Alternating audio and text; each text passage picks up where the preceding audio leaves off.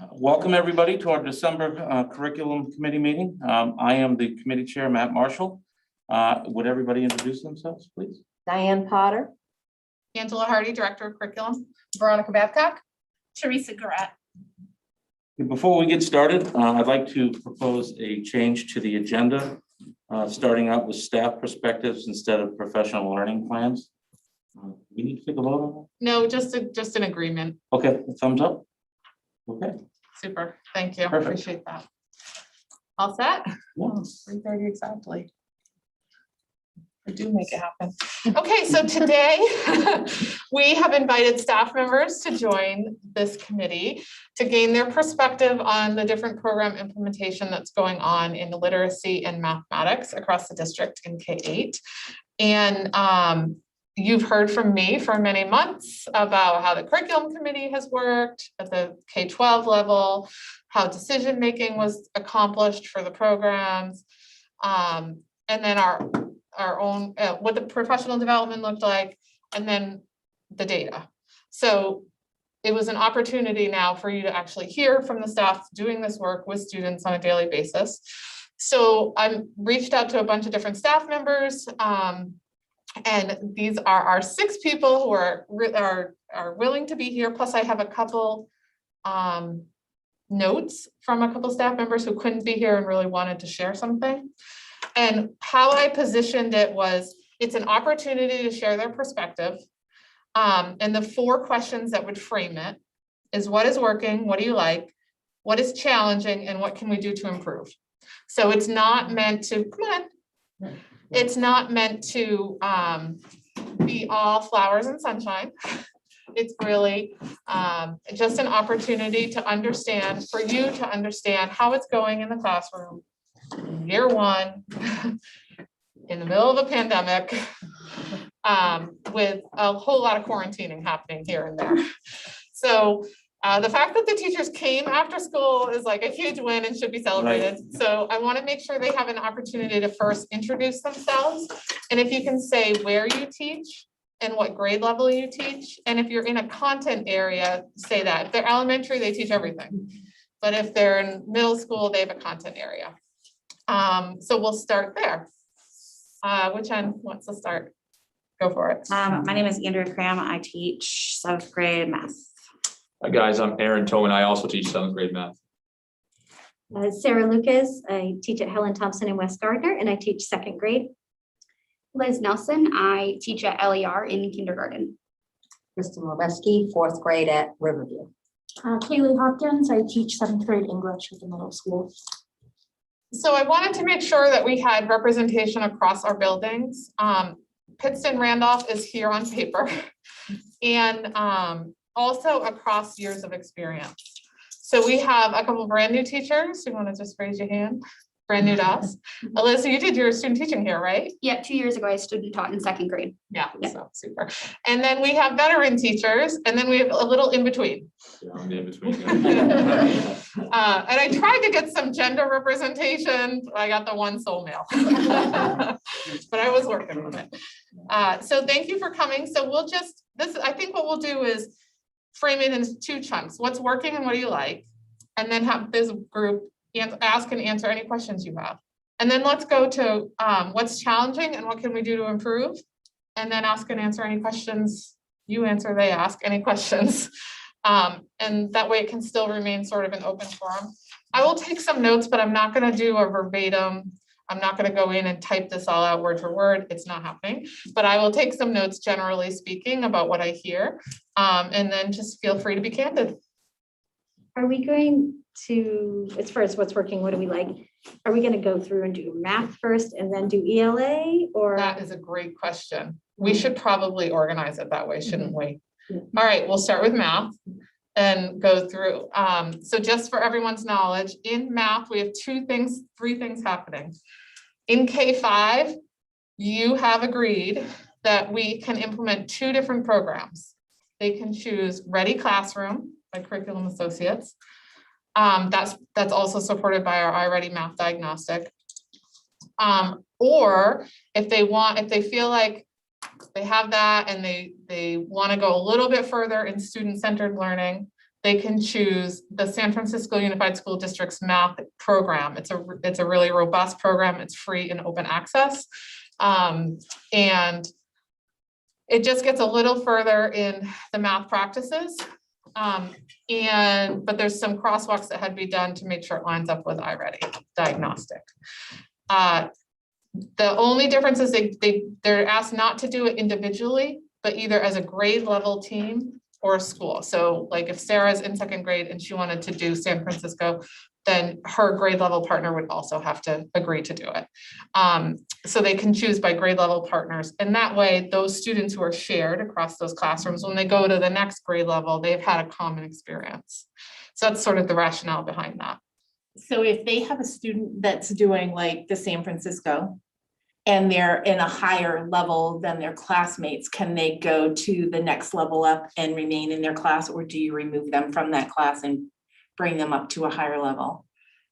So most of our students are all within their grade level classroom, and we differentiate within the classroom unless it's a very unique situation. And then there's a lot of parent conversation on that one because there's some implications on that. But the goal is that there's some connections and interactions between Ready and classroom. So if for some reason a child moves from LER and goes to Pitts and Randolph and it's a different program, there's going to be a couple things we're going to have to tweak, but for the most part, they're fairly similar in content. And then in the middle school, they've been with Glencoe Math, which is a very procedural math program, and they've been shifting, and at different grade levels, different amounts of shifting, but this year we have like a baseline amount towards open op resources, which is also more student-centered, math driven around the math practices. And so those are the programs we're supporting. So let's go. We'll start with math. Just remind them if you're middle school or elementary school, that might help. And kind of what's working and what do you like? So this is my 4th year dabbling with open up resources. When we transitioned to Glencoe, I didn't like how procedural it was. I didn't like that it told them the math as opposed to them kind of figuring out the math on their own. It's been proven that kids retain more if they develop their own sense of the math and they come to their own understanding of how math works, than just standing up in front of the classroom telling them, here's this, now go practice 55 problems. So the first year was hard because it was the 2nd year of our loop and they weren't used to the way that was working. It was a different transition. So I tried to dabble in it as much as I could, but really wasn't fully able to implement it. Aaron joined the following year. We went back down to 7th grade. We were all gung-ho, ready to go. We saw good gains with our kids, and then COVID hit, and then we were like, yeah, no, this isn't gonna work. We're gonna tap out and go back to a more traditional way of learning math. Last year, I think we nixed it then too, because hybrid and trying to do open up resources was, no matter the training we received, it was not going to work for us. So this year we're back to square one. Everyone's back in the room. I enjoy the fact that the kids get to, it's all word problem based. So there isn't any procedural anything. So they get a word problem and they have to figure out the math that they need to solve it. And then we learn the math. We build on their understanding, their basic understanding. We build on that to give them a more efficient method to solve the problems. The first couple of units are a hard transition because they're not used to learning math that way. But hopefully we'll see the same experience that we saw with the last loop that we tried to do this with, whereas they really recognize that they're able to, they build their confidence in math. So instead of me telling them they have to do it a certain way, they're able to essentially solve the problem any way that they can come up with, as long as they can explain. So you don't have your kids coming home, you're trying to help them. And I know we've all been in this situation. Well, that's not the way my teacher does it, right? And then, you know, sometimes you have a teacher who only accepts it one way. So now it's, you know, you gain their math confidence. And when they go out into the real world, they're not faced with a page full of math problems, unless you're gonna be an accountant or, you know, and that kind of thing. You're faced with real life problems that involve math. You have to figure out the math you need to solve those. So did I answer your, okay. take care of it Quick all. question. First, and you talked about first and second units. Yeah. Is that something, the first and second, is that like the first semester? And then 3 and 4 is the second? What do you mean by They units? gave us a pacing guide, but given the lack of experience in exploratory mathematics, it's difficult for the kids to follow that pacing. There's a lot of scaffolding on our part that needs to be done. Mhm. Feel free to chime in anytime. But the first unit, the first unit was scale drawing, so it just kind of, I mean, every kid can relate to scale drawings. You see them on maps, you see them on floor plans, you know. And then we talk about, you know, a scale model is like a Lego, you know, every kid can have seen a Lego model built, which builds on their proportional understanding, which is where we're at right now in unit 2. So it kind of just keeps building on the same general broad topic. So it keeps spiraling back on those proportional I relationships. think there are 8 or 9 units. They're not 8 units, and the 9th one is like a, hey, let's tie it all together. So I know when we did this a couple of years back, it took us a while to get through the first 2 units, like Andrew was saying, which is the new math and the new processes. Then as soon as COVID hit, it's like when we were in a group, like we were able to stick with our pacing guide and it got shut down. So I have a question. With this type of math, Mhm. are you teaching them to get the true answer or is it a close answer? Can you clarify for me, please? So my daughters went to school in a different state and their math was, they didn't need the true answer, meaning the right answer. They needed the answer that was close enough. No. Okay, true answer. Using different strategies. So we might use we might stack our numbers and add, but some kids might group with manipulatives and add. And some kids, there's like, I was gonna say, if you go to, different strategies, they're allowed to use different strategies to get to the Right. answer. if you go with proportional relationships, you can write an equation, you can use a table, you can use a graph, you can use, so, I mean, they're able to do it in whatever way makes sense to them. Obviously, we want them to get to the most efficient, but some kids are stuck in that one way that makes the most sense to them. And they actually, because they use it so frequently, become really efficient in that method. That's fine. We just want them to have some proportional understanding, and these units, obviously, we'll get further along. Hopefully. Thank you. Want to add anything, Aaron? yeah, so I got to echo a lot of what Andrea said. When I started here 3 years ago, I had the previous 2 years taught STEM down in South Portland. And I had been a student teacher in South Portland teaching math, middle school math and science. When I got hired here to teach math and I got hired here to teach social studies as well, I really didn't have experience running my own math classroom. And Andrea and I talked and she kind of said, hey, what about this open up resource type of thing? And I was like, okay, I didn't know. I didn't know. All right, let's do it. Sure. I'm all for it. So the open up curriculum is really the only curriculum as a math teacher that I know, and I really enjoy it. I think it's really good for kids. So one thing I'd like to add to Andrea's thoughts in that it isn't sit and get, right? So I'm not up in the front of the room just relaying information. And then like Andrea said, it's not, okay, here's how you solve y equals kx, and then do these 10 examples. It's here's a problem. How can you solve it using the tools that we have already learned? With Open Up, the curriculum is very interwoven, where we always circle back to material that we've learned before. And I really like that because it just builds and builds and builds. And then with like practice problems or homework, we go back to previous units and we practice skills that we've already learned to make sure kids are still getting that material. So I think that's a really nice piece to it as well. The biggest thing I know in my class, I want math to be fun. Like I want it to be interactive. And in this curriculum, we are engaging in math an awful lot. It's an awful lot of group activity, turn and talk, different things like that. And what I've noticed is through our procedures and through our routines, my kids are able to sit and talk about math and have engaging conversations about math that is helping them understand what we're trying to teach. And I think that's pretty cool. I know, for example, the other day, we're in unit 10. I think this was last week.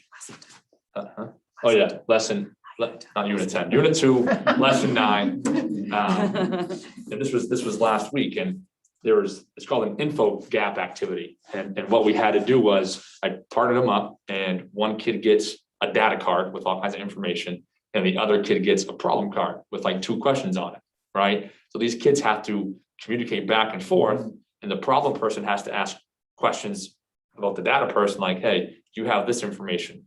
The data person's like, well, yes, I do. Here it is. Why do you need to know that?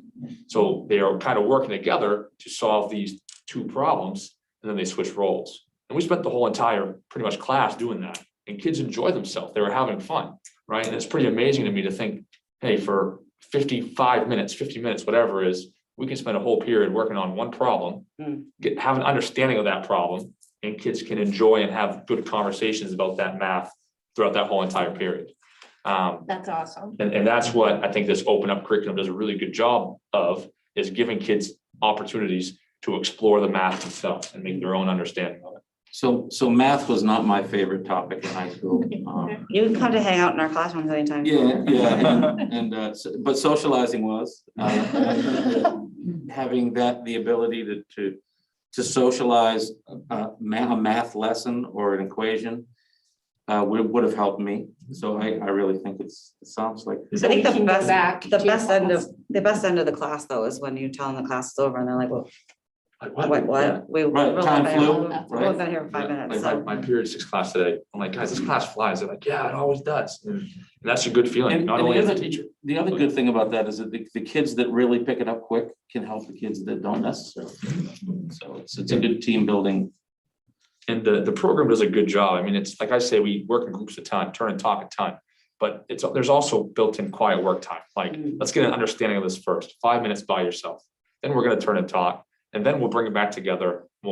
I'll do my synthesis thing to make sure everyone hopefully has a baseline understanding. Then we'll move on, right? So it's not like Andrew and I never talk or just move on. Like, we make sure we synthesize the information so kids get it, and then we move on. I know I like teaching that way, right? It's more of a, I'm not the dictator, I'm more of a, what's the word I'm looking for? Yeah, facilitator, right? Where I can kind of walk around, help kids who need help, can interact with them in a different way, and it's a fun way to teach. But it's Yeah. also, it's not to cut you off, but it's also a transition from traditional word problems that they've seen where they're looking for numbers, they're looking for vocab to, they can't do that with these word problems. You can't read the word problem, pull out numbers, look for that key Like all together. operation word, and then try to solve it that way. Like they legit have, and that info gap activity is really good because they really do have to sit and think, okay, what math do I need?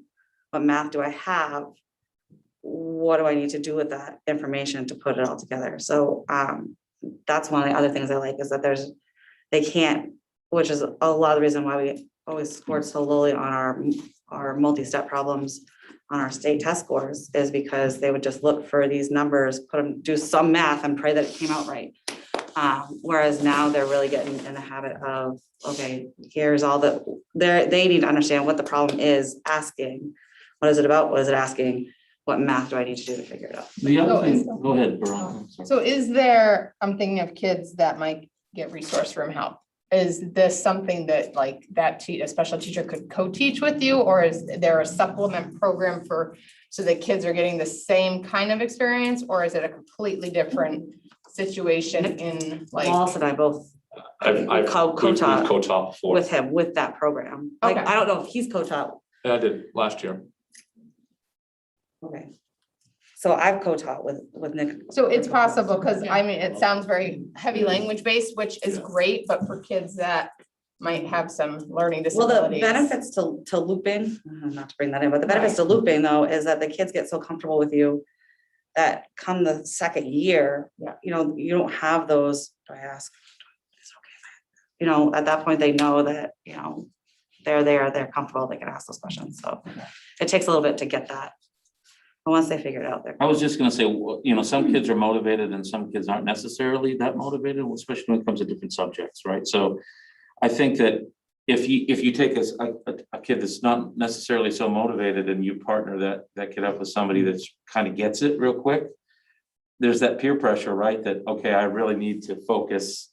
I need to be part of the solution instead of just sitting back and letting everybody else do the work, right? Sometimes that works out. Yeah, right. No, Perfect world. In a perfect world, like on those amazing books that we all read, that Right, does work, right. but it doesn't always work in the classroom. The key thing with this too, with the group work or turn and talk is you gotta make sure the kids you are partnering, work well together, Yeah, right?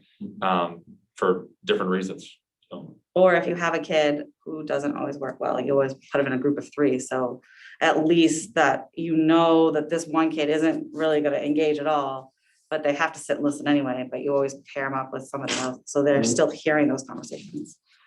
So I'm gonna shift it to the elementary just to make sure we get everyone. We'll come back on the challenges and things we can do to improve. Do you want to go down the line or did you want to do K-4? What would you prefer? I'm ready. I just didn't know. Yeah, if just we'd- go right down the line. Okay. It's fine. So I teach 2nd grade, and this is our 2nd year of implementation of, my school is doing the Ready Classroom. Although I would love to try to persuade them to do San Francisco. So, last year was our first year of implementation in the hybrid model. Trying to upload it, and it's not a, it's not a worksheet. So trying to make it translate to an at-home process for 2 days a week was very difficult. But the in-room math went very well. It's a word problem-based program. And you spend, for the most part, the majority of the class on one problem, really delving into it and thinking about all the parts of the problem. There's a procedure that comes with every lesson, which is it's called 3 reads, where they have to really analyze the problem and decipher what's important. What am I being asked to do? What is the important information? What is the problem about? So they're not just picking numbers and adding them together. They really have to, as a group, analyze what they're doing. And then we spend the rest of the time sort of talking about different strategies, and the students are sharing their strategies for how they solve the problem and really learning from each other. If following through the lessons, there are different strategies introduced rather quickly, and students often sort of latch onto the one that works for them. But when they take turns sharing their strategies, it sort of opens them up to different ways of solving things. At the end of each sort of unit, there's a project-based learning opportunity, which I didn't implement last year.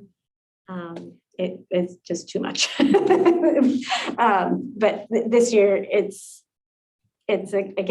one problem that they work on as a group, and it's a multi-step, very sophisticated problem. It's not just 2 numbers and add and 2 numbers and subtract. It's they're using charts and data and solving multi-step problems, and it's quite fun. They look forward to it. So,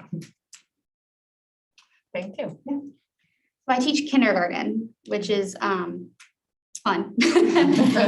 But for iReady, what I really like about it, especially for kindergarten, because kindergarten is so heavy in procedures and routines, so heavy in it. I'm still trying to do some now in December. And what I like about iReady is it really sets a good tone for the math community in the classroom. It teaches the kids turn and talk. It teaches them how to ask questions. It teaches them how to listen to other students' math thinking.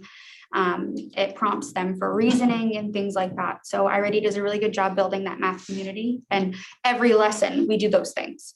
It's not just a couple through the unit. Every lesson we're doing turning talk, we're asking questions, we're answering questions, we're doing reasoning. So that's really good. And I also think the scope and sequence of Ready Classroom for kindergarten is great, because it really builds, it starts very baseline, because you have kindergartners that can come in and count to 100, and you have some that come in and never counted a thing in their life. So it does a really good job starting base level. And there's opportunity, obviously, for me as a teacher to differentiate through that. One thing that I think could be better is kindergarten is really still should involve a lot of manipulatives and play-based things. And I think that Ready Classroom doesn't have the games and the centers that I think would be most beneficial. For me, as a first-year kindergarten teacher, that's been a struggle. My co-teachers have been teaching kindergarten for years, and they have their toolbox of centers and games and things. So that's a little bit easier for them, but for me, starting out, I didn't really have anything. So I've been using a lot of my own resources to build games and make games, and Lindsay Bickford has been amazing and getting some stuff for us too. But that's one thing that I think that it's lacking a little bit, is just, especially for kindergarten, how hands-on we are and how that's how 5-year-olds learn. And the other thing that I think could use a little tweaking is the assessments for kindergarten that iReady has. At LER, we ended up making our own math assessment, which aligned really well to our iReady teaching. And I felt like the iReady assessment was a little confusing. We sat down as a team and we looked at the assessment, and what they were asking them to do was a little bit confusing. So we took a lot of stuff from the assessment and put it on ours, but we also tweaked some stuff too. So does it have, I know, I'm sorry, I'm gonna always ask about special ed and Title I children. Does it have any intervention kind of companion kit to go with it? So kids, because they're obviously getting math with you, but they might also be getting pulled and missing part of that time. And it sounds very entrenched in that procedure. And if a kid misses for their services, Yeah. how is that lining up? So for kindergarten, we're in a unique position because kids in kindergarten don't get pulled for Title I until at least the beginning of February. Okay. So kids in kindergarten are in my classroom fully all the time from September to at least February. And especially now that we've done the intervention time set in our schedules, kids aren't being pulled out for things like speech or OT during any ELA time or any math time. So they're receiving core instruction with me fully every day, as long as they're at school. When the time comes when kids might be pulled, I don't know exactly how that's going to work. I know that iReady has the ELL component, but I haven't explored if it has. So if they're pulled for title, for special ed, they work on their IEP objectives. They're not working on core curriculum. And for title, what they're working on is based on their results from their diagnostic and their early math diagnostic interview, which is really getting to that conceptual and representational thinking. And then we narrow down and select certain strategic math goals to work on. And then from there, the team has been working on a collective set of kind of strategies and resources that get us where we want to go, so that they're more able to access that line of thinking and the math, just the math, feel more confident as a math learner. And then they actually do have a pretty strong repertoire of assessments available to them to help inform growth, and whether or not there's making growth at the classroom level. We have growth opportunities to improve. I just wondered, because the math curriculum we use has an actual intervention kit, so I can take their IEP goals, teach specifically within this broad 9-book thing, but yet they're getting the same language as what the classroom teacher is teaching. So there's no disconnect. So I was just curious. So is iReady, is it heavy screen time like a computer, or is it just? There is the option for, there's an online path, it's like My Pathway or something like that, that I try to get my kids on twice a week. I try not to do a ton, because They the like that, reality is though. that they're on a ton at home. I would imagine. So I've really tried to build my repertoire of hands-on materials, counting bears, counting cubes, games with dice, games with making Play-Doh and building the numbers and writing the numbers, and trying to do as much hands-on as I can. One more thing that I just thought of is that I feel like the workbooks aren't super conducive to kindergarten. Oh, yeah, I agree. And I think some of them are great, and I do love some of them, and I think it's flashy, and the kids love those little monsters, and they like some of those things, but I think that it's a few out of every lesson, because it's one lesson a week and there's sessions within those lessons. And it's usually 1 or 2 sessions that have a good sheet that the kids can. But it's hard for them their brains don't connect to the paper and the pencil quite yet, but they do to the counting bears and the things like that. So Is that something they can go online at home and practice if they choose to? That's what my If they path take is. if they take their device home, but my Their device. kindergartners don't. I don't know that you can access it from home without the app installed. Right. I don't know that it's a web-based practice. Yeah. To answer your question, the second graders in my room have the option of doing the My Path, which is a specified lesson based on how they did on the diagnostic. They have that option every day during independent math time, and they almost always choose games, partner games where they're interacting with their peers. It's actually good to hear. Yeah, That sounds good. yeah, Yeah. it's always an option and they almost never choose it. My So, kids never ask either. They never ask to go on the Chromebooks. I do try to do it twice a week during Independence Center time for math, but they never ask. They want to do the dice games. They want to do roll in color. They want to Yeah. do roll and write. They Yeah. want to build numbers and towers and count the cubes with their friends and things like that. Thank you, Liz. So I'm just a couple years older, fourth grade. And for fourth grade, as far as the special ed and the Title I, kind of, well, I think I'll answer your question as far as how that goes for our grade. The kids are with me for most of math time, if they're if they receive special ed services. And then when we get to independent time at the end, they go and work on their IEP goals at that time. Doing the same things we're doing, but at the level. So if they're at second grade instead of fourth grade, they're doing the same thing. They're doing addition, but they're doing it towards their own goals.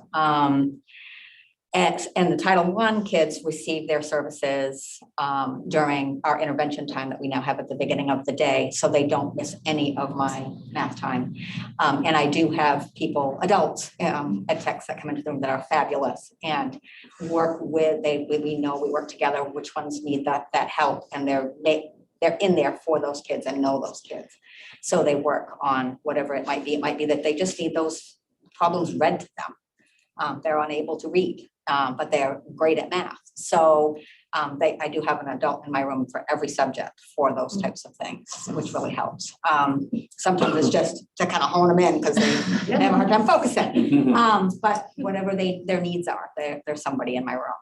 And for me, we do use my path twice a week for about 15 minutes. So it's not for very long so that I make sure that they're working on goals that I has identified that they need to work on. And it might be, I don't get into that until February. So it helps them, especially because they've missed a lot of school. They've missed 3 months of second grade and a ton of third. So it helps them when we get to fourth grade, they have second grade and third grade fractions. They've already been exposed to that material, so they're not lost at fourth grade. So we are, and all three of us are doing that as a team. We've decided that was what we needed to do, but we still have the games. They have a huge box of manipulatives that came with the program. So even at fourth grade, they can use counting cubes and they can use, we have everything. We have dice, we have rulers, we have fraction strips. There's everything in there. So they have, and they can use those at any time if they feel that those are appropriate for solving the problem. Set up the same way as the others. There's one problem and they have to explore it, and then they share their ideas, and then we move on to other problems and they pick which strategy worked best for them. A couple other things I wanted to mention was it really teaches kids to slow down. I have some kids who were homeschooled last year, some that were remote last year, and some that were new to our schools this year. And so they were all at different places. And when I would say, so you're going to work on this problem together, they would sit beside each other and not talk about solving. Let me model what working together looks like. We stay together on the same problem and we talk about it and we decide. And so it's really been great because it's funny. Some of my high level kids are the ones that need more practice in that. But lower kids have been given a lot of strategies from their special ed and Title I teachers. And they already have those strategies. It's those kids that they get things really quick, but they can't explain how they got it. And so it really teaches them to slow down for a minute. And we have a joke that they either put their hands out like this or like this. They just have to listen for a minute. And we go over the problem. And what did we hear? What did we see? What is this about? Is it about marbles? Is it about this? And so now they know. But at first it was really tough for them to know that they just had to. We're not solving yet. We're talking about it. They just wanted me to, numbers, okay. All right. And it's, no, what is it asking us to do? What is it about? What are some strategies we could use? And for the kids who are slower at processing, it's think, pair, share a lot of the time. So you think first, then you pair up with someone and you talk about your ideas and then you share. So that it's not always that same kid, the first hand up, and then the other kid's just, never mind, I don't know. And so there's a lot of that. So that's another thing that I like about it. I have to echo the others in that the assessment, some of the assessments are a little tough. Our previous program, I think the lessons were tougher so that we're prepared for the assessment. Sometimes in this program, the lessons are where they need to be, and then they get something on the assessment and it's way harder than anything that we had tried to do. And so I'm like, what is up with that? And so we talk about which ones we want to keep in. We sometimes will just remove one or two problems.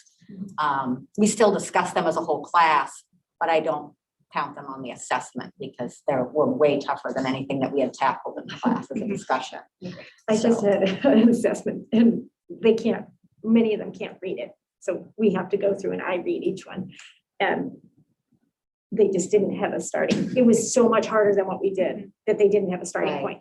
And one of them said, this feels more like teaching than testing. And I said, that's because that's what you need. So let's just, we're just gonna do it together. Right. So, Yeah, so but the turning and the talking and all the social skills that are involved and the sharing out is excellent. I do supplement a little bit sometimes, so there are some sections, as Liz said, are a little dry.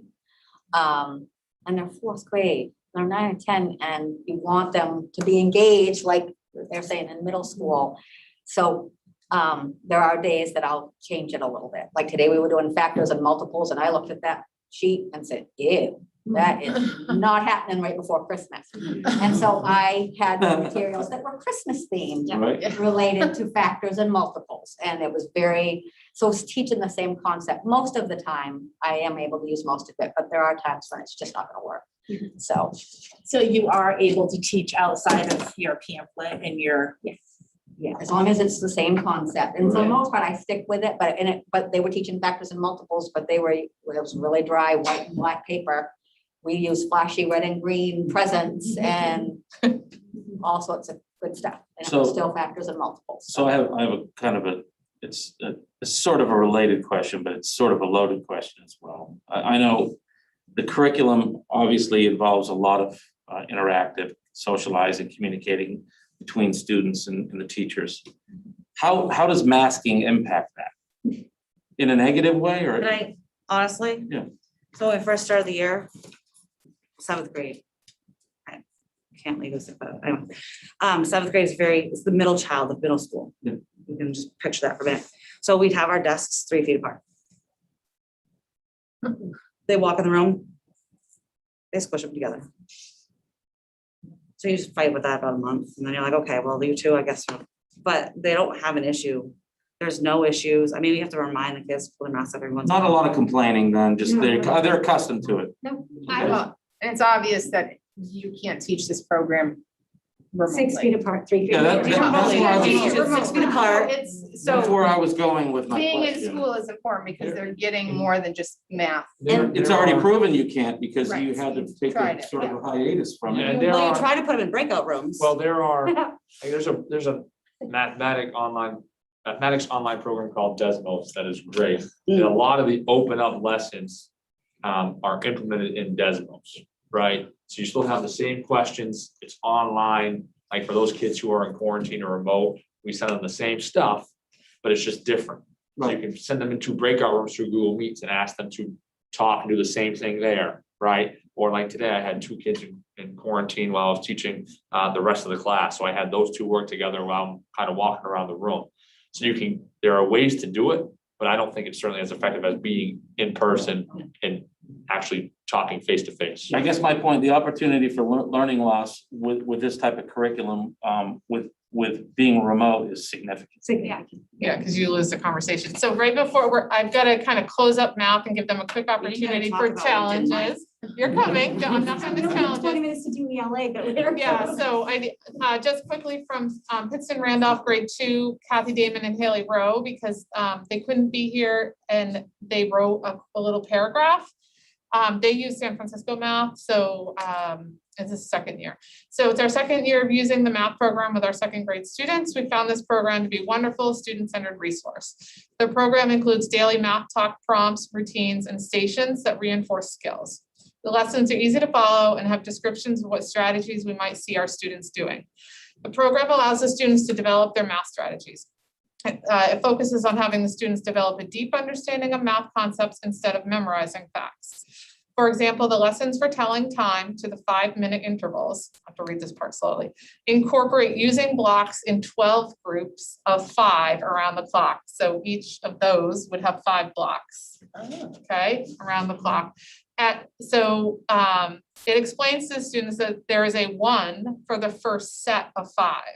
There's a 2 for the second set of 5 going around the clock, and so on. It has really helped our students understand such an abstract skill. So that's just one example they wanted to make sure. San Francisco Math does not have a student workbook. It only has a teacher manual. So that is the difference. But we do have some reproducibles we use. It doesn't mean that they never use paper. They do. But it's very strategic. So there is a significant difference, and there's more game-based and manipulative-based play in San Francisco than there is in iReady. And that, and everyone knew that when we picked the programs. And Kay, the feedback when we picked Ready Classroom was the workbook's not going to be great. So we all entered that knowing that. So, but in implementation, it takes a little while to adjust. So it was good feedback. Aaron and Andrea are going to also have to leave in a minute. Someone has a practice. He's got a basketball game. So, and we need to shift to English. And so I want to give you a quick chance to say some challenges or something we can work on improving. So challenges for, I don't think there's anything in that program I don't like. I don't care for the assessments. I kind of like to write my own because it's just me, and they don't write the way I talk, and the kids are used to the way I talk, so it's just easier. But anyway, the challenges is really filling in the gaps as we go. So if we come to a problem with the kids, it's really just sometimes the pacing is slowed down because there's so many gaps in there, or a lack of math confidence. So before they even have a chance to even attempt, like if I automatically don't know, I can't do this. So it's fighting that, which is another reason why looping is really great too. So, but those are the only big challenges I have, and remote learning is miserable.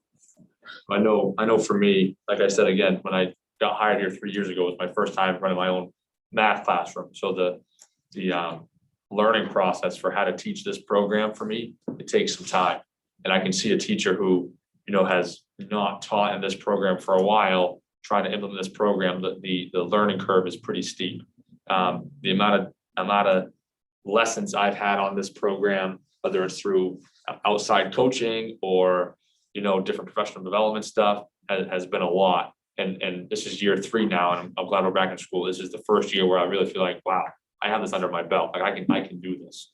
The prep work behind it, and ensuring that you yourself understand where they're coming from and why they are teaching a certain way. It takes a while to get. I think more than a year, at least for me. So that takes some time, and that's really the only challenge I've seen. I'm hoping that with us already starting the conversation, the piece and trying to build the math confidence, that hopefully eventually you'll see that trickle up. We have to remember, like the current 7th graders we haven't had a normal year since 5th grade. Right. So that's a struggle for them, which So pandemic. 4th grade. They haven't had a normal year since 4th grade. Do you folks at the middle school get any feedback from the high school when they land there for math? I always get how amazing I am, but other than that. Earlier this year, they said they like having our kids. That's all I get. Your kids are great to have. Well, that's a good indication it's working. We're building more connections. We're using the same universal assessment now at the high school that we've been using at the middle school. There's eventually going to be some conversations that they don't already do between 8th and 9th grade. But like the other thing is they haven't put this in long enough for it to really impact the high school. So part of it, besides the practices they were already doing. We're not getting the, oh my God, they're not ready for algebra 1, like either. So like, I feel no news is good news, and when we get pats on the back, we take them. Done it more. I think anything that Don't need- excites kids about math is a win-win. Well, we also have to be honest too, like I always tell the kids, math, not all math content is exciting, so we just gotta. Right. Yeah, push through it. The seventh grade math curriculum is more hands-on and real world than the eighth grade math curriculum. So I think seventh grade it's a pretty good year for that. Sounds like it's a good year for math, I yes. just want to sort of clarify too, that it's sort of too soon to see how it's tracking through Yes. the elementary. It's all been implemented just at. So These two the typical, it takes usually 3 full years for you to have an actual impact on student learning in a consistent, systematic way. And we've had a pandemic that's completely disrupted that, so I'm not really sure where our year 1 is, but It's non-existent. it'll be like, I'd say 5 years at this So to point. Tony's point, it might be interesting, because we're gonna be doing a spring assessment. Yeah. It might be interesting to have the same folks back to talk about how things have, 6 months from now, what you think. I also think, not to, but maybe we could get some student input too on, their perception of, I know middle school is easier, it might be a little more difficult. Middle school kids have a lot to say, so. Yes, they do. Thank you. If there's any challenges that we missed, make sure you just integrate them. I really want to make sure we get to ELA, at least get the first cut. We can always invite people back for more, but I don't want to miss it. If you two need to leave, it's okay. Too language heavy, that's all you, Yeah. that's the Yeah. challenge, it's. Thank you, guys. Can you bring I my? did actually, Can you drop my? Thank you for extending your Oh, day. I think she's done with it. Are you done with it? Cause I'll take it if you're not. I mean, we can leave it, we got it. To absorb it. Yeah, right. I did We all read it. underline. Yeah, that's all you need. Yeah. So in ELA, we have a couple Thank you for things being going here. on. In the middle school, where Kaylee is our brand new teacher in 7th grade, we have something called Amplify, which is a very, very rigorous, structured, very heavily structured ELA program. We have learned as we're going through it where we can make adjustments, where we should make adjustments. Teachers have been part of that process. And the coach has been part of that process, and student feedback has been part of that process. So I'd say this is our very first year. We're definitely in a learning curve there.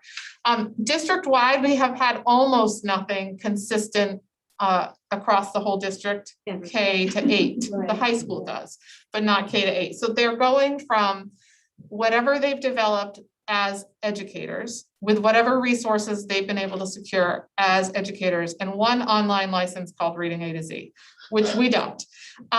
Some people are upset about that, but, and we put into place in K5, collaborative classroom, which is being a reader, being a writer, making meaning, and book clubs. Now it kind of graduates, not all 4 are used in every grade level. And then in K and 1, there's Jolly Phonics and Haggerty, which is Phonemic Awareness. And grade 2 has Haggerty. No, no, you don't. No, they don't. K1, it's just K1. We have it in grade 2, Title 1, but not in grade 2 too. And then, and so it's a lot. It's kind of all at once, and it's meant to braid the system. So if you know anything about the science of reading and how students read, it's taking all the elements of reading and putting it into a comprehensive system. And they also got a huge collection of independent reading books. It is a lot. I will say that before they even talk. It is a lot. It is a lot to do this year. We've tried to provide as much support and guidance and coaching as we possibly can, but it is still a heavy load for teachers. It was the year for us to be able to do it. And so we're just trying to learn as best we can. And then I'll let them share their story. So Kaylee, you're in middle school. You want to start with your perspective? So this is my first year teaching, and coming into the school, I haven't had experience with 7th grade. So being able to have that curriculum was very helpful, and I was very grateful for that. The program is completely online. So if we do pretty much go virtual, it is available to students who have access to computers and internet at home, which is a great thing. But having kids every class on their computer they get very tired of it very quickly. I hear the groans when I say log on to Amplify from all my classes. We are on our second unit right now. This unit is very heavy in writing, which I think is useful for the group that I have right now. The texts are definitely at a 7th grade level. So for my kids who are lower than that, and it is a lot of them, it's very hard for them. And when I click to differentiate, it's the same text, but just different pieces and paragraphs have been taken out. It's not a different text that's at a lower reading level for them. And so the program, like I said, it's all online. And so it gathers all their like assignments they do, any writings they do, and it gives me that feedback so I know what they need to improve on and what I can do to help them. But with the program being very strict, we don't really get that free time to work on things that they need to improve. Every day we read something, answer questions, right. That's what we do every single day. Can I ask, so when you're reading in the class or you're reading online? It's on their computers. So I need it's to read not it off like, the computer. Bobby, you read this paragraph. No. So either we listen to it, there is an audio recording. It depends on which book we're reading. Some of them are very computer-like voices. Others have been better. Our Red Scarf Girl unit, it was the actual author that they could listen to, which was nice. Or I read it out loud to them. I don't force kids to read out loud. If they're not comfortable with it, I don't want to make them do it. So if I get volunteers, I'm always for that, but it's very few and in between. So it's usually either I read it to them, they can listen to it or read it individually. And so there's a thing called flex days in the program, and those are our times where we get to work on things students need to improve on, but they're very few and in between. I've been working with the program since September. I still have not had a first flex day. I won't have one until after Christmas break, the way the program works. So you have to stay on task with the program. You can't alter it or adjust it to meet your needs. So just to be clear, we've cut the program down to 100 lessons across the school year. So we're not even doing the whole program. Then every lesson is 2 days because we won't do one lesson in one day because it would be impossible. And then we cut out parts so that they could have independent reading time because they weren't getting that. So sustained silent reading or independent reading or whatever we're calling it. So that's been adjusted to enable that practice to happen. Which means we definitely need 2 class periods for a lesson. And then there's some repetition that we're trying to figure out how to remove. I mean, it's a steep learning curve. I know like one of the activities, there's usually like anywhere from 8 to 10 activities in one lesson. And I usually get through maybe 2 of them a day.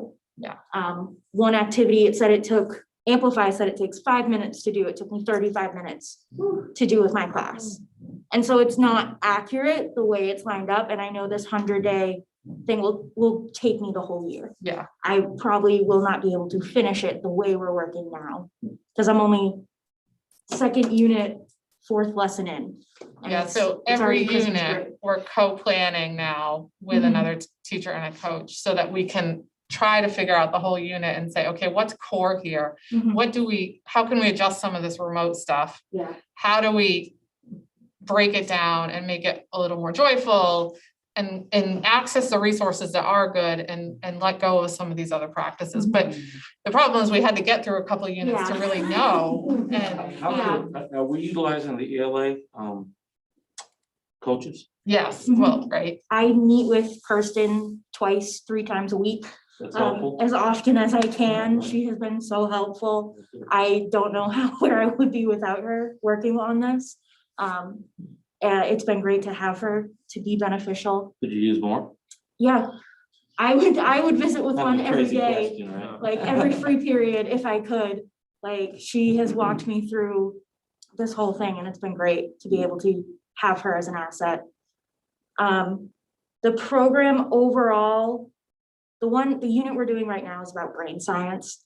about a man named Phineas Gage, and the students really like it. They love this unit.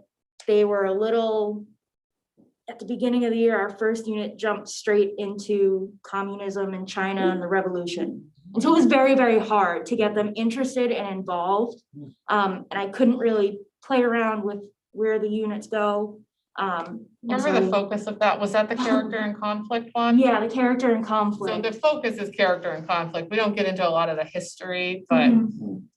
it was a hard start. Yeah. I was like, I don't think we want to start there again. When I first read it, I was like, okay, this is gonna be rough. And it was, but they're doing a lot better with this unit. They like the stories that we're reading. They're absorbing the information, which is great to see. They're intrigued, involved.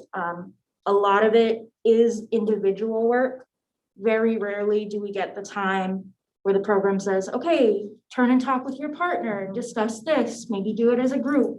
It's very much silently doing your own work. Can you kind of tweak that though? I've been doing it, like some of the questions, I'm like, okay, we're gonna do this as a class, or answer it by yourself and then turn with your partner and talk and discuss the answers you got.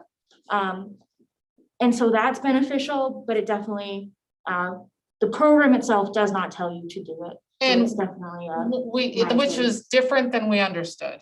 Like when we were going through all the materials, it seemed like there would be more discourse. And so that's been another like lesson learned, like, oh, Yeah. so how do we, it's all fixable, but the Yeah. problem is it just takes time for us to figure it out. And not even going through the whole thing yet, you don't know where Yeah. the tweaks need to be done yet. Exactly. Yep. And I And then think, you incorporate essays Yeah. with this. so every unit ends with an essay. The rubric that Amplify gave me was very harsh in grading for that first essay. They graded them as if every single student was on a 7th, 8th grade level. And I know my kids aren't. And so I took that and I changed it and I made it more appropriate for them. But every unit ends with an essay. There's no kind of project that they get the choice in what they want to complete. So like if a student wanted to do a presentation or a poster, it's no essay. So you could tweak that. I then. could tweak that bit, but that is how Amplify sets it up. So, And we have tweaked and we will Yes. continue to. It's just figuring it out and trying to do it collaboratively with teachers, right? Like, what are you seeing with kids? How is it working? What do you know, what are our goals and making those adjustments? I don't want to no, yes. stop. I just want to make sure these three have that elementary perspective. I think we're going to need more time in the future, but can we have some level of elementary perspective on how ELA with collaborative classroom is going? And I know kindergarten's unique and that has a few more parts and pieces that play out. And it's your first year teaching. Sequential. I can go first. So I'm teaching collaborative classroom, Jolly Phonics, and Heggerty, 3 different reading curriculums. I think separately, they're all just amazing. Heggerty is quick and it's still a lot about phonemic awareness. Kids are recalling rhyming words, they're isolating initial sounds, they're isolating ending sounds, they're clapping out syllables, and it takes me about 10 minutes. We do it right before lunch every day. The book's on my lap, it's great. Jolly Phonics is great because it's a sound-based program, so we don't teach letter names, we teach letter sounds. So it really lends itself to early reading, early writing a lot better. It teaches tricky words, which are also known as sight words more traditionally, and things like that. And then a collaborative classroom is amazing. I love all of the parts that are in it. It's really helps create that classroom community, just like iReady. It teaches them how to sit at the rug, how to come to the rug, classroom expectations. The books that we got are just such high quality and that involve so much social emotional learning that they need. Our guidance counselor, Jim Burke, mentioned that a lot of the books in collaborative classroom he has in his curriculum for his guidance, his school counseling teaching. So they're great quality books. The lessons they lend themselves to a kindergarten classroom where they're only going to be able to sit and listen to me for 15 minutes on the rug before we have to move on to the next thing. It's very clear. The big books are amazing for kindergarten, especially the huge books that they can take a pointer and point to words as I read them.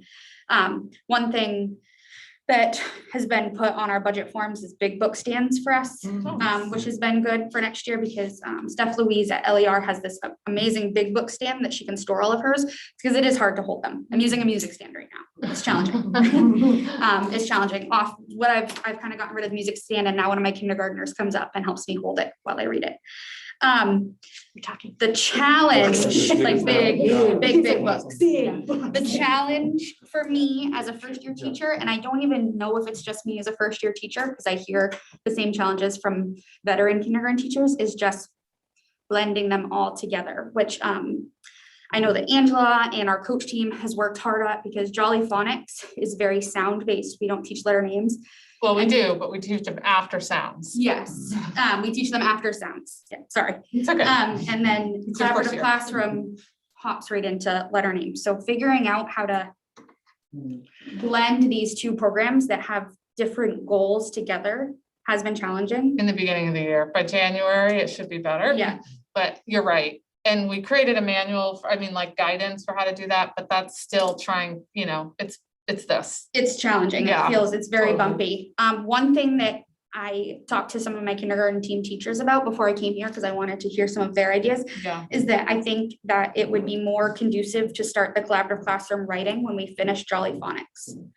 Because Like the being a writer? yes, because we tried to start at the beginning of the year and there was lots of tears, lots of about, I don't know how to spell it. I don't know that letter. We haven't learned that sound.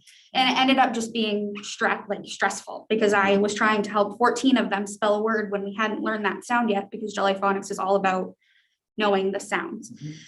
Now that I'm through Jolly Phonics, their writing is coming along because they know the sound so they can write it. So I think that it would be beneficial and more, it would lend itself better to start the being a writer part when we finish that last Jolly Phonics book. I think that the writing program for being a writer for collaborative is amazing. It has great books. Every writing lesson has a book. They have time that they can write. They have time that they can share their writing, and it's great. I just think it would be better to come after Jolly Phonics. Makes sense. So all three programs are really great, and I think they're beneficial to the kids. It's just me as a first-year teacher trying to figure out kindergarten. Well, it's my second year of teaching. I taught third grade last year, but trying to figure out kindergarten, which is, I mean, there's just so many.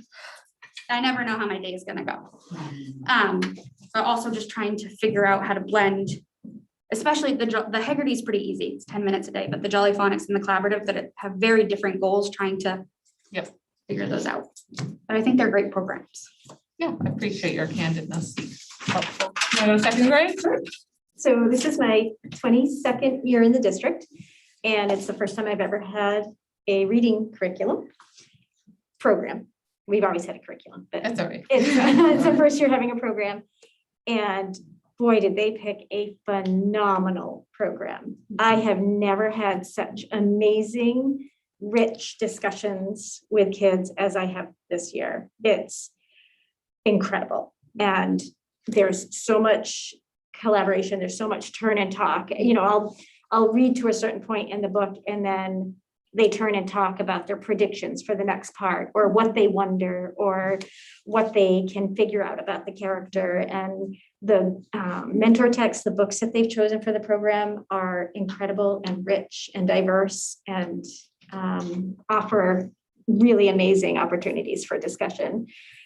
And the kids are very invested and very engaged. So that's the whole group reading. There is also a small group reading.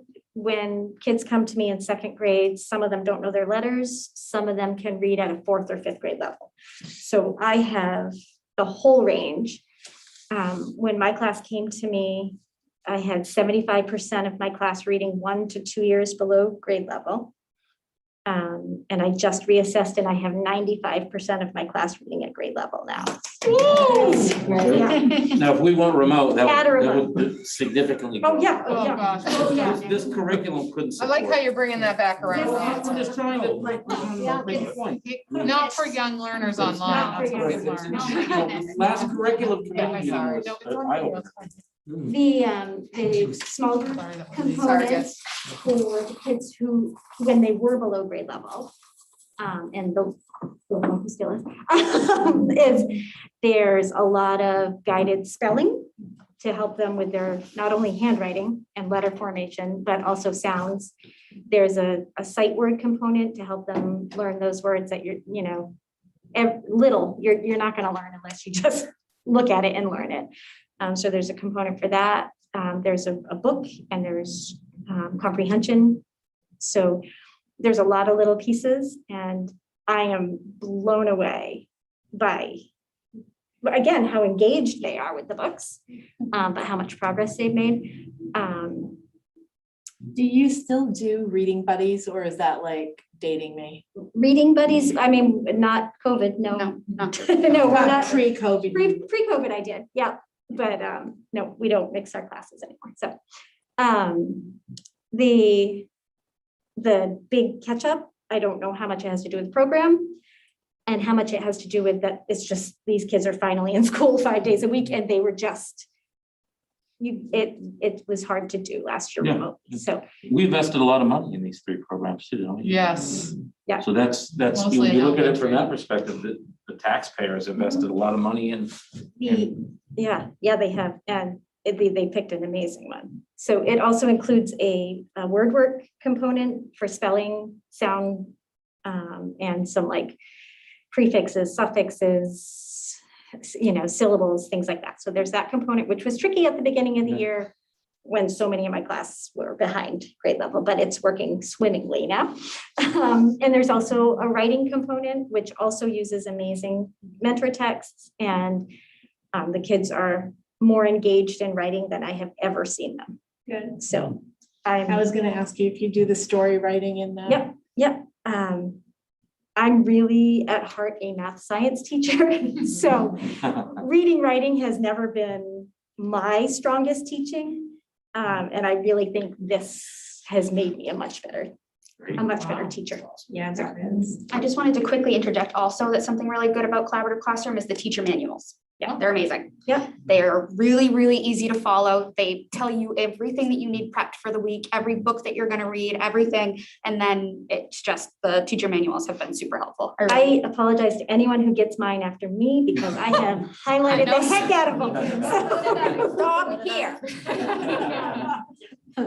My one and only criticism is that I don't have enough time to do the whole program with fidelity. Yeah.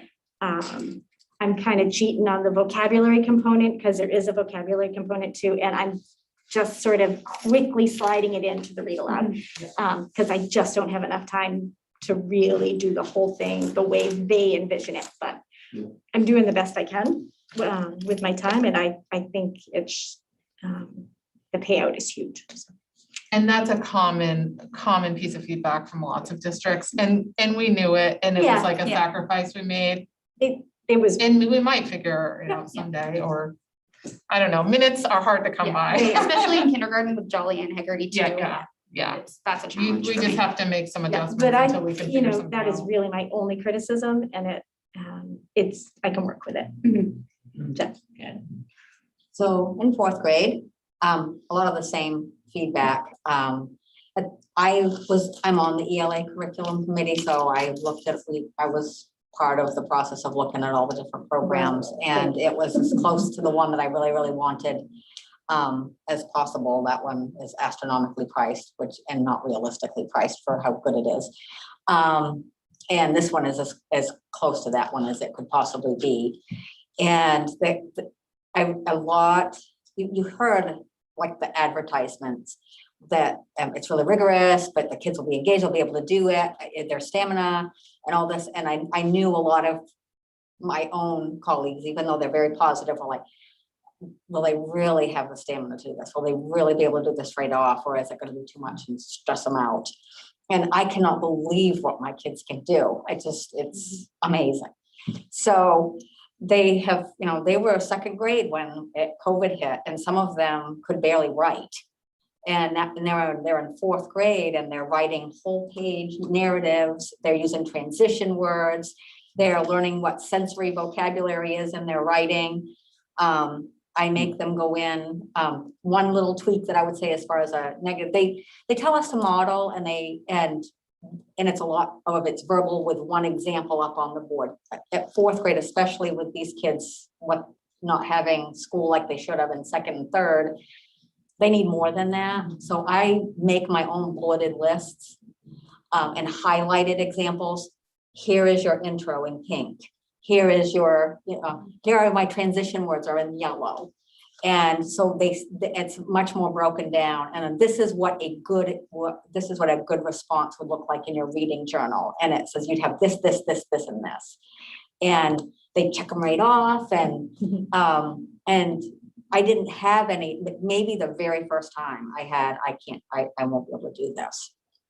But after that, we celebrated so much that they did do it. I never have I can't do this. Even with my special ed kids, I have an adult in there to help them, and they'll write a little bit and then she'll write for them. But it has to be their words exactly, and they're feeling very successful. I would echo the texts. I'm here 18 years and same room, same school, never happens in MSAD11. And you did those since you're. Yes, same room in 3 years. Yes. I'm in the same room. I shouldn't have said that because it's gonna change now. I love my room. So same building, same and same grade. And And which school are you at? I'm at Riverview. And I've never had a program. And we just always, as our team, this is what we're gonna cover in first trimester, second and third. And now we have all these books and the teacher manuals, and sometimes it's things you might not think of that you wanna cover together. And you can get two concepts in together. Like we're doing setting and all the story elements, setting characters, but we're also covering theme and how characters change over time.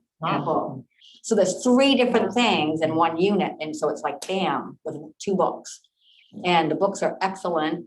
In fact, some of them, we do March Madness with books. And we had to take 3 or 4 of them out because they put them in that program and they're awesome books. So one of the things that from my team and from my school, one little downfall is their assessments are very subjective. And it's a lot of anecdotal. This is what I'm seeing. I like that a lot, except for when it comes to grades, you need to have something to grade. You need a rubric. There is some in there, but they're really long and involved in many pages. And so we're working on tweaking some of those and blending some of those together. We already have in writing for the first 2 units. So after we do them, then we know what we really are looking for, and we're putting that in a rubric in a little bit more kid-friendly way so that they really know what is it that the teacher wants me to be able to do. So. And we'll be building off of that. I just met with the coaching team today. We're going to start working on success criteria with teaching teams at grade levels and then common tasks. But it's a process, and I'm really worried about doing it too soon because this is obviously a lot to put into play. And like I said, it's going to take a few years. So a couple of things I wanted to mention was the pacing. It is long. It takes longer to get through some of the lessons, especially because these kids haven't been in school. But even if they had, they're lengthy. But they're excellent though, and the kids learning to talk to each other, and they also are taught. This is how you talk when you're disagreeing with someone. This is how you talk when you're agreeing with someone. So, and you have them up on a poster. So and I watch kids look at it and I'm like, I disagree with so-and-so because not like you're wrong now. Yes. They're learning how to do it. I said, there are adults that can't do this, guys, and you guys are awesome at that.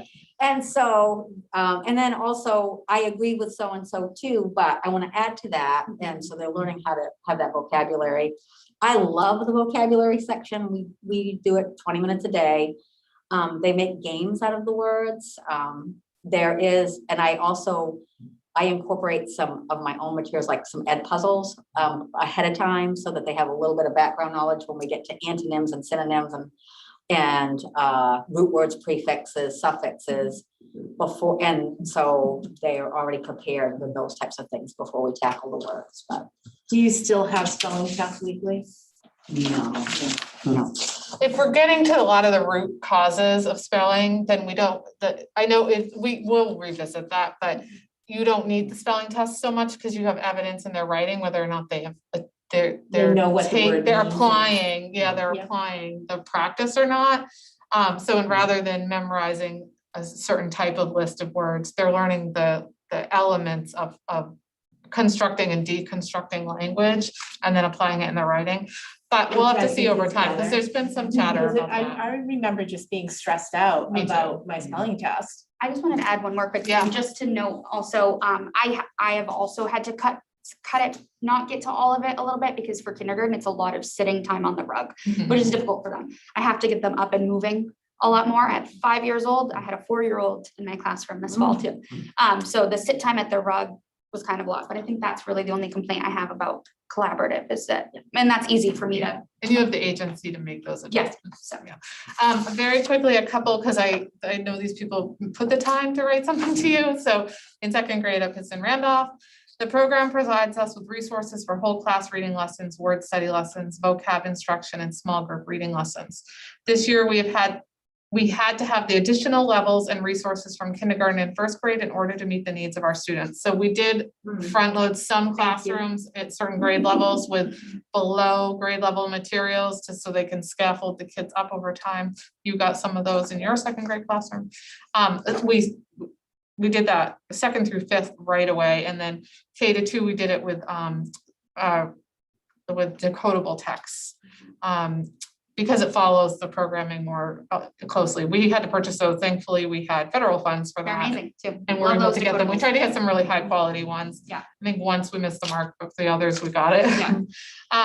The program includes assessments that guide you to place students in the appropriate set or kind of level. The program allows us to teach with reading stations that include read to self, writing notebooks, and word work. We've individualized these to meet the needs of our students. We've added Lexia, which is an online, very focused, skill-based program as a station. So probably 10 minutes, probably at the most. During this time, students are able to work independently, so we can work with small groups, targeting what each student needs. In addition to the instructional materials, we received a huge selection of books for our students to use during independent reading time. The writing program provides mentor texts that we can use to model different genres of writing. It also comes with a skill practice book that is useful for conventions and grammar. And then from a grade 1 in that Helen Thompson, this little vignette, because she felt like it was important that you've heard it. And she says she doesn't feel like she can do justice to what her students' experiences was, but she'll try very carefully. One of the targeted vocabulary words, this is grade 1, so 7-year-olds, right? Six. From several weeks earlier was accuse, like ACCUSE, okay? In a subsequent lesson, students had also learned about the ER suffix.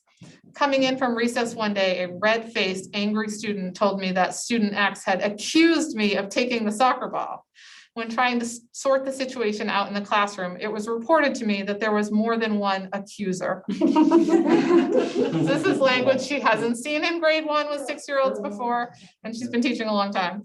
And the second one is when I mentioned that I had been shopping for holiday gifts over the weekend, a student asked if I would indulge the students in Christmas gifts. I love it. So they're really enjoying the vocabulary learning, and many of them are incorporating these new words into their repertoire of daily language. Pretty cool stuff. I just had one today say to somebody who was reading a book to the class at the end of the day, please don't murmur, I can't understand you. And that was one of our vocabulary words 2 weeks ago.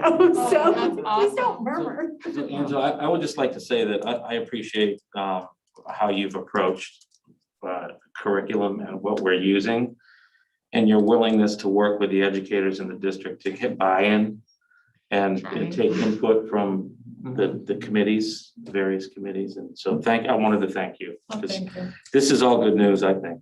Well, I mean, I think we have room to grow in the middle school. Yeah. We're gonna, it's like, and it is a steep learning curve, and we will adjust as we learn together. I think next year it will look different. The challenges also expressed by grade 2 is that it's a huge learning curve. It takes time to read the manuals and get adjusted. And when we haven't had manuals in this district for almost anything but maybe math. Right. We had writing. Oh, right. Yeah, we had 4 hours of training on your writing Yep. manual once. But there was a manual, you're Yes.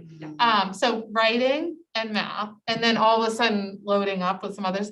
That's at first, like when you see the stack and you're like, I have to read all of those every day until you start to see the pattern and understand the intersection. That's a lot. And a lot of us anticipated coming back less than what we're, in a less COVID world. And so there was some personal adjustment and emotional adjustment to Can I that. speak to that for a second? At the beginning of the year, it was taking me my 40-minute prep every day just to read the lesson for the next day. For reading, vocab, word work, small group, and writing.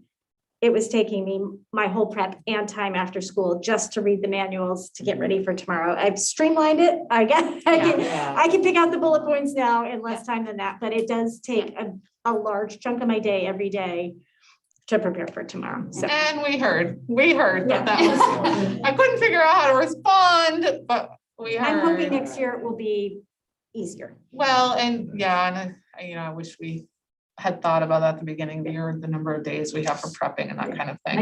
I want to just add one little thing. So after they learn this, at least in 4th, then they have 20 to 30 minutes of silent reading and they have to apply those skills.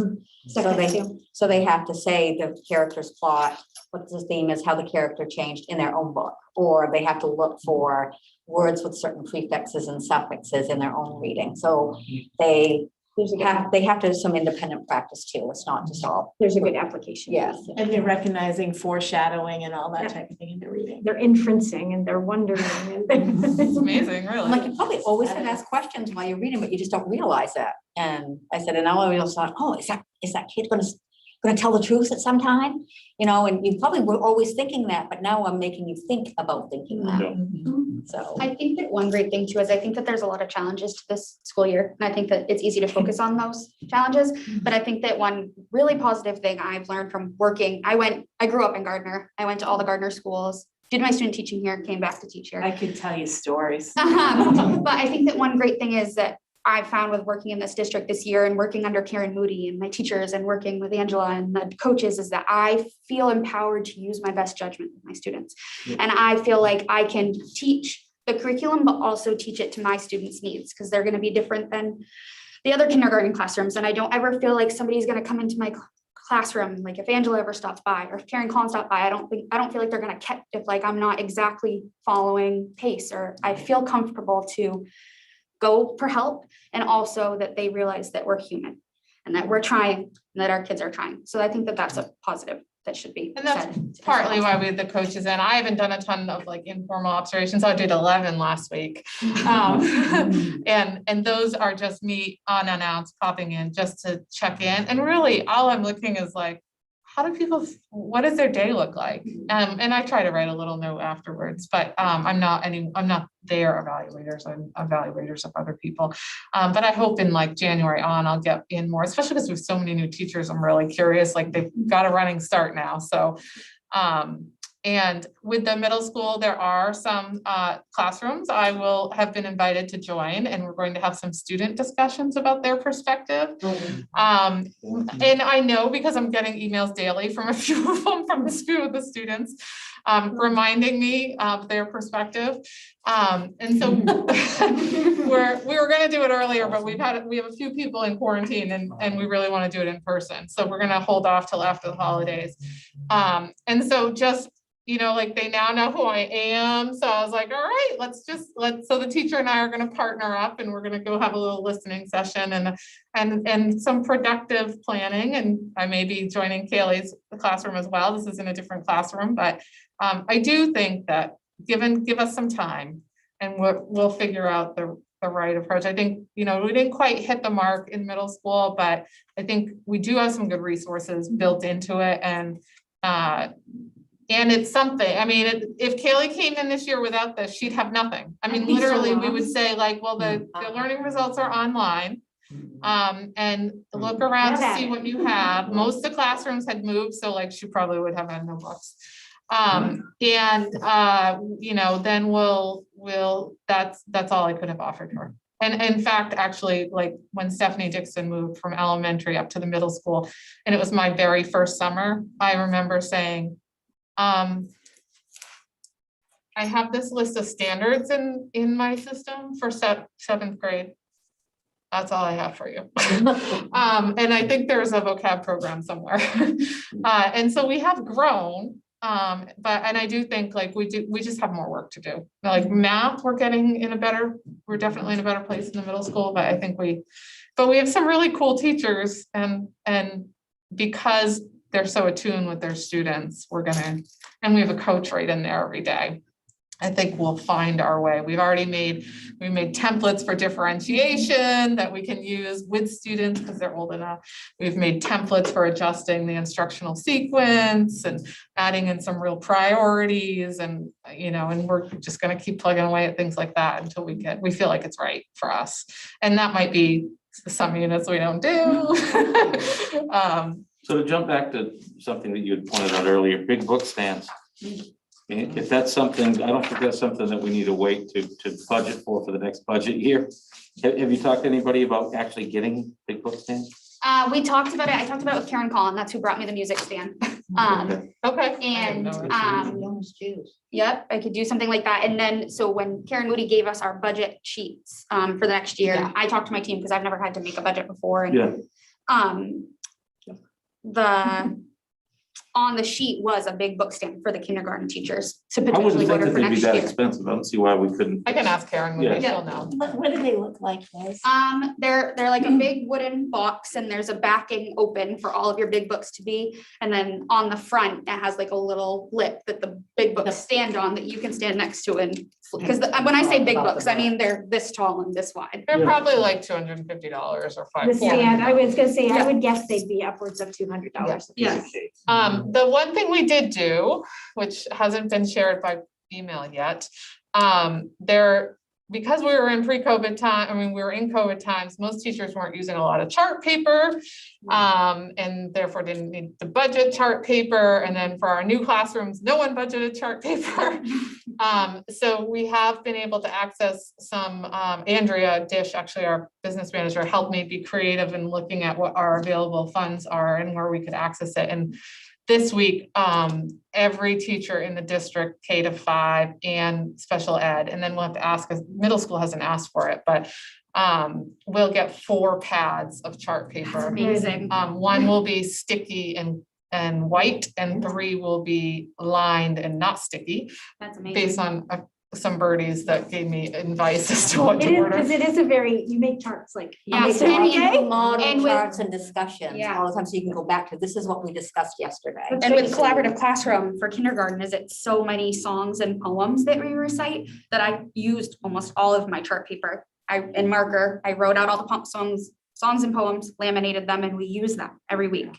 So there's 59 classrooms getting 4 pads, which are like 30 to 60 sheets per pad. Great. Hopefully by the end of this week, but at least before the holiday break. So So Merry Christmas. That's awesome. Yeah, Yeah, no, it really is. That's we don't amazing. want those sorts of things to Yeah. like disrupt their ability to teach. So we did figure that out. I didn't know about the book stands, but Yeah. now that we know, I mean, this is Yeah. what that's part of. The music stand did work at first, but that was. It tips. It tips and it's hard. And so now I just have one of my students help me. Yeah. Which I'm sure they love. Oh, yeah, they love having jobs. 5-year-old getting to stand up at the front of the room with their teacher. Oh, yeah. They love it. Yeah. But So I went way over. I should have thought of that. I should have said like, let's do math one day and ELA another day. And so I owe you for that time that you committed to You'll being pay us in here. chart paper. I will. And maybe books. Maybe Maybe they'll books, get- yeah. maybe they'll get a box of markers too or something. So thank you so much. Thank for you. being Yeah, you here. guys were really Truly great. appreciate it. And And very very events. Yeah. Yeah, maybe mid-spring would be good to come back and see how things have even, maybe we. can And we'll set something up. separate it, so it's Yeah. more efficient. Thank you. Thank you. I'm grateful for your time. Merry Christmas, thank you. Take care. So I just have one quick FYI, and I kind of, that's, which was number 2 on the agenda. And Tim is staying late too, so I need to make this really quick because he's supposed to be done also. And we can revisit this absolutely in our January meeting, as long as you're okay with that, Matt. Yep. So for professional learning, you always review the professional learning plan at the beginning of the year, over the summer, or whenever we meet, or see the preview of it in June. We have some things we'd like to make some adjustments for this year. One is because we decided that all students are part of core curriculum. So if you have an IEP and you're a special ed student, or if you receive interventions with Title I, you receive those, but not during core curriculum. So because what happens is kids were getting pulled for their intervention services and they were missing their grade level curriculum. And so then they only get intervention services at below grade level experiences and never have access to grade level material. And so then they can never catch up. So we've changed that practice this year so that they can catch up. And in doing that, it sort of changes the dynamics in the classroom of having all learners in the room. So we just want to make sure we spend some time. We're still organizing what that time is going to look like. And that's what I can bring to you in January, but on what we call inclusion and equity. So administrators use this book, Your Students, My Students, Our Students, like 3 years ago. It's just thinking inclusive classrooms. What does it mean when you have all learners in your space, and how do you making sure there's adjustments? What do you do about accommodations, modifications at a grade level curriculum? How do you think about the schedule, the organizational design, the role of paraprofessionals, discourse, these are pros. It was seamless for them, but we wanted to be anticipatory. So we did this book study and integrated it into work with what we call the guiding coalition and then some teachers. So where that's leading now is like, okay, we got to think about this in a more systematic and systemic way. So there's a few things we're looking at. This one's called We Belong. It's just classroom community and management strategies for all learners in a space. This one's called Building Equity, but what it really is social emotional engagement for all learners, opportunities to learn for all learners. So like, what is just-in-time supports to meet needs? So like you heard some of them say, when they're significantly below grade level, what do I do in the classroom at that time? And how do I make sure that gap is filled right away? That's what they mean. Teach well, students will learn well, which they were doing. So does that kind of like equity as achievement? Yeah, it's more about making sure every kid has an opportunity to learn and has access to it. So we were creating situations where students didn't even have access to core curriculum because we were having them receive their services. Right. But now that they have access, we need to make sure that we know how to differentiate in that space so that they can access it, but might need a graphic organizer or might need a few different sentence stem starters, or, and they're kind of learning that because we tried to select programming that will help, or they knew it, but it's just different and it takes a little bit of time. And this helps us think about it in a systematic way. Yeah. At the same time, we do have some students in grades 6 through 12 who are really wanting us to understand like the language on what does equity mean? What does it mean to be equitable? What does it mean to be equal? What is it, So we would like to start at the staff level of just like defining terms and being inclusive. Like, this is not a shame one group over another group. It will address race a little bit, but it'll be about how do we all belong in a learning community, and what's the language that supports that learning community, and how do we all use the same words when we're talking that way so that we don't get into these like misconceptions. So could we use different words instead of inclusion? Well, inclusion is what we're doing. I mean, those are words, as you know, that are hot words throughout the country at this point, right? So, and I don't have a problem with those words, as long as we know that what we're trying to accomplish. Okay. Like to your point, giving everybody in the classroom, regardless of race or an opportunity to learn. To your example was pulling Title I kids out during core curriculum. That's an absolute equity. That's a no-brainer. You're right, but people need to get beyond the negative connotation of that word because of, you see my point? Of like equity, for example. So Some these are people don't like words the that, word. these are words that critical race theory use. So that's why I'm asking if possibly to get less backlash, choosing other words that mean the same thing. So I'm gonna have to put some thought because I want to be super clear in case anyone's watching. We're not applying a higher ed construct of critical race theory in K-12 in this district. We've already at all. addressed that Like, issue. I know, I like to say it every time, like, we're not doing that. What we're trying to do is like, equal and equitable are two different words. Equal, everyone gets the same thing. Equitable, you get what you need based on whatever it is you get what you need in Right. order to reach the same outcomes as everyone else. People need to educate themselves. Yeah, and so and not we be just so want to have, knee-jerk we just on- want to have time to have structured, focused conversations and agreement. That's what we're looking for. Well, my job is to like take the concept from some different group of staff that came together around this, organize it into a strategic, not a big strategic plan, a little strategic, an organized plan. Share it back with you in January and try to move our work forward a little bit. Especially because like our grading practices have changed now. What does that look like, feel like, and mean? Which they had to because of COVID. Right, they did. And so in some ways it's helped us. But also like our community is becoming a little bit more diverse. The global narrative is a little different, and we need to know how to have conversations without causing chaos. And so if we avoid these conversations, we will cause chaos because we'll have You avoid misunderstandings. those words. It creates We, more of a we problem. need to say, these are what these words mean, and this is how we apply them in this district. And then let's have conversations around that. Knowing that you're still gonna have people out there that either don't believe you or they have their own view of. It's not gonna be perfect. Right.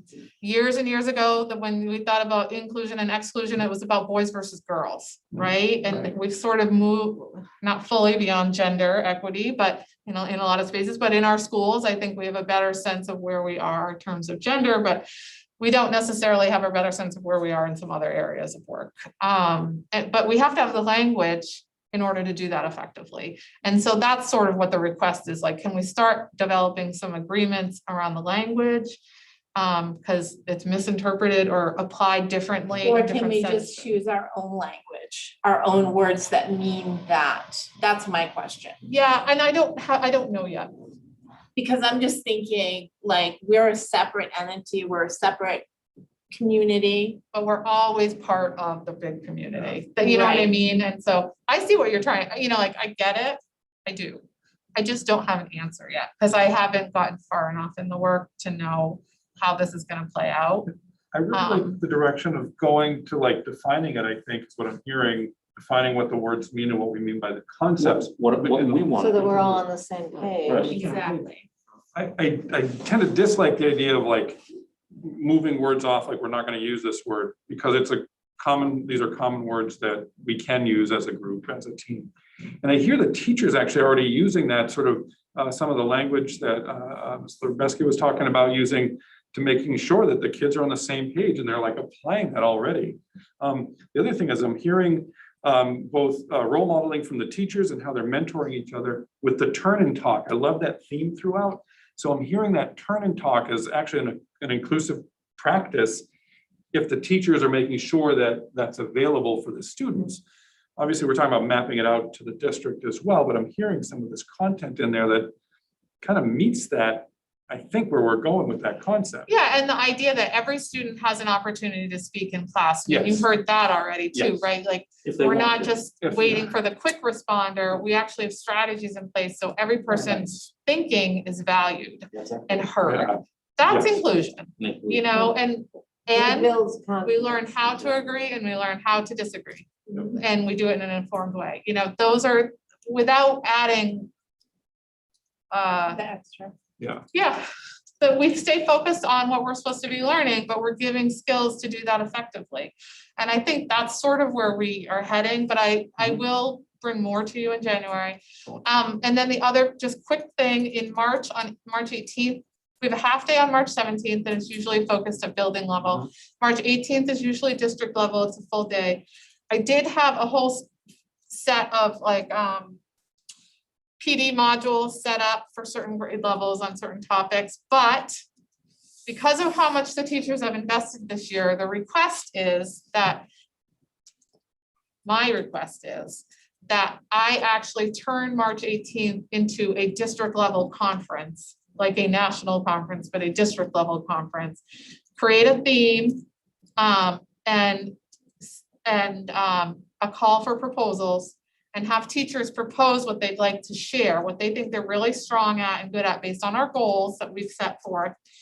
They can do it in partners or in a team or individually, and submit a proposal. Have a team of teachers, coaches, and admin review it and ensure that we have a nice array of opportunities, some short, some long, that map across the day. And then teachers can create their own personal plan for how they're going to engage in learning from their peers throughout the day, and complete exit tickets at the end of every session so that we get feedback that I can share with the presenters, but also share thinking district-wide about the impact it had. Historically, 6 or 7 years ago, they have had teacher-led sessions. In the last couple of years, we've had teacher-led sessions mostly on technology, but in other areas. But this would be like very strategic and very cohesive around a day. Really building on the strengths of our own district, really elevating teacher voice, which I think sometimes gets lost when you're constantly buying PD modules from external vendors to help them implement something. I think like, let's take a pause from that, because by March, they'll have been implementing for quite a while. And let's just hear from them and like the little tricks of the trade and things that they've been doing. But let's do it in a way that I can manage by having like a process. So would you have it in-house presentations? Yeah, all across the district, but led by staff and, you know, admin, coaches, teachers. They wouldn't come here, they would do it at school, at their Yeah, school. yeah, and so they would be able to choose every hour or 2 hours, they'd be able to choose a session to go to, and it might be at Pittston for this 2-hour session, and then they might drive over to Riverview for an hour session. Maybe there'll be a virtual option. I'm not really sure yet, but I'd like to flip that March 18th day to an in-district, like elevate the teacher, the staff voice in presenting and learning from each other instead of the external PD. I think that's a great idea. And we would do a survey to find out what the high interest need is on what they want to learn. And then we'll map the results of that against the proposals coming in so that the needs are being met. That sounds wonderful, because I was part of something several years ago that I felt was imposed and wasn't seeking, and that doesn't get you anywhere. And I feel like they deserve it, Yeah, right? I that's mean, wonderful. they've had many months now of like learning from Better Lesson on Open Up, or learning from Collaborative Classroom on that program, or like they need a time to say, okay, this is what I've learned and how I'm implementing it, and these are the, you know, this is what I'm good at. I think that's a great idea. Okay, super. All right, we went way long. I've never gone this long before. I'm so sorry. It's your first one time. We usually end like within 5 minutes. Diane, we usually end. We're almost on time. She does. Well, in 15 minutes, I'm on another committee. Oh my gosh. I'm gonna owe you coffee and snacks. Well, me, of course, I have people coming for dinner tonight, of all nights. I'm Oh, like, no. I'll be right back. Oh, That's I'm so okay. sorry. No, Thank you, Tim. Are we done? Yes. We're done.